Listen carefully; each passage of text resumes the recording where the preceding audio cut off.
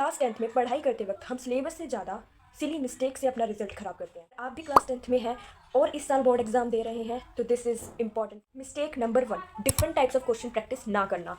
बहुत सारे ऐसे स्टूडेंट होते हैं जो एक ही टाइप के क्वेश्चन को प्रैक्टिस कर रहे होते हैं लेकिन अलग अलग टाइप के क्वेश्चन प्रैक्टिस नहीं करते हैं, जिससे लास्ट में एग्जाम में बहुत मार्क्स कट जाते हैं। ऐसा पिछले साल मेरे साथ भी हुआ था। मैंने क्या किया, फिजिक्स में लाइट वाले चैप्टर के मतलब सारे न्यूमेरिकल्स लगा लिए थे। मेरे अंदर ये कॉन्फिडेंस भी था कि इसमें मेरे मार्क्स नहीं कटेंगे, बट गेस वॉट, मेरे मार्क्स कट गए क्योंकि अलग टाइप का क्वेश्चन आ गया एग्जाम में। तो ये जो मिस्टेक होती है बहुत ही सिली मिस्टेक है। तो अलग अलग टाइप के क्वेश्चन लगाने हैं। अब यहाँ पे एक चीज़ ध्यान रखनी है, अलग अलग बुक नहीं कह रही हूँ मैं, अलग अलग टाइप के क्वेश्चन कह रही हूँ।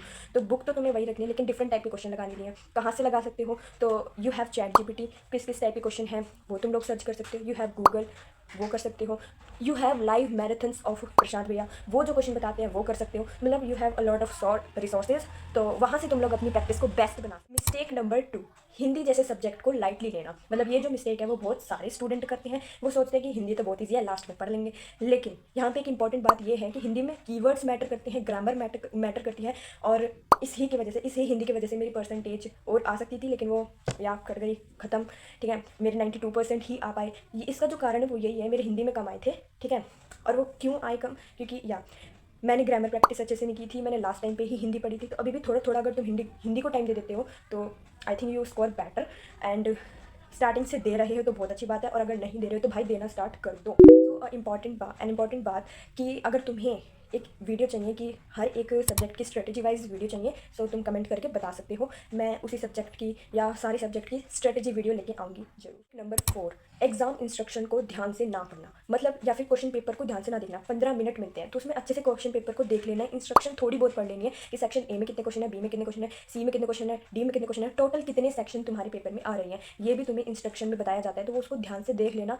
अगर तुम नहीं देखोगे तो हो सकता है पेज मतलब ऐसे चिपकाओ दो, बीच में निकले क्वेश्चन ही क्वेश्चन, तो मार्क्स कट जाते हैं। और बहुत बच्चों के क्वेश्चन छूट जाते हैं, सोचते हैं यहाँ क्वेश्चन नहीं है, बस इतना नहीं है, और वहाँ पे बहुत सारे मार्क्स कट जाते हैं। तो इंस्ट्रक्शन भी मतलब बहुत सिली मिस्टेक, हम सोचते हैं क्या है इंस्ट्रक्शन में क्या ही पढ़ेंगे, बट बहुत इंपॉर्टेंट हो जाती है इंस्ट्रक्शंस को पढ़ना। ठीक है, या मैम बता रही है उनको सुनना, मैम नहीं बताएंगी, तुम्हें ही पढ़ना पड़ेगा। 15 मिनट मिलते हैं, उसमें बस देख लिया कि सेक्शन ए में कितने क्वेश्चन है, बी में कितने हैं, सारे सेक्शन में देख लिया। उसके बाद क्वेश्चन पेपर को भी ध्यान से खुद पलट पलट के देख लो। Very important. ऐसी मिस्टेक है जो मैंने अपने क्लास 10th में की थी, और इससे मेरे हिसाब से जिस एग्ज़ाम में मैंने ये मिस्टेक की थी उसमें मेरे बहुत कम मार्क्स आए हैं। साइंस में की थी इसलिए आए हैं। अब देखो, ये जो मिस्टेक वो ये है कि एग्ज़ाम के टाइम पे रोना धोना मचाना या पैनिक कर लेना। देखो होता क्या है, हम रो या तो हमें इतना ही डर लग जाता है कि हम रोने लग जाते हैं। तो रोना धोना बिल्कुल नहीं मचाना है। आराम से खुश होकर पेपर देने जाना है, एकदम शांत मन से जाना है। क्योंकि अगर जितना ज़्यादा तुम पैनिक करोगे या फिर जितना ज़्यादा एग्ज़ाम के टाइम पर डरोगे तो या एग्ज़ाम ख़राब हो सकता है। मतलब रोना धोना मचाओगे तो वेरी इंपॉर्टेंट। ठीक है, इसकी वजह से मेरे आई थिंक मेरे को ऐसा लग रहा है कि बहुत कम मार्क्स। एंड कुछ प्रो टिप्स भी मैं तुम्हें यहाँ पे बता देती हूँ कि भाई अभी तुम्हें क्या करना है, डायग्राम की प्रैक्टिस करनी है जो साइंस में होते हैं। मैथ के डिफरेंट टाइप के क्वेश्चन प्रैक्टिस करने हैं जो मैथ और फिजिक्स दोनों में होते हैं।